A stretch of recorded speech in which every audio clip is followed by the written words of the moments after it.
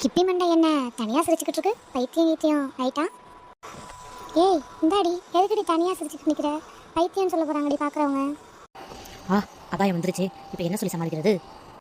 வாடி வாடி மஞ்சு, சும்மா தாண்டி சிரிச்சுக்கிட்டு இருந்தேன். நம்ம 2 பேரும் க்ளோஸ் ஃப்ரெண்ட்ஸ், ஆனால் உண்மையை சொல்ல மாட்டேங்கிற பத்தியா?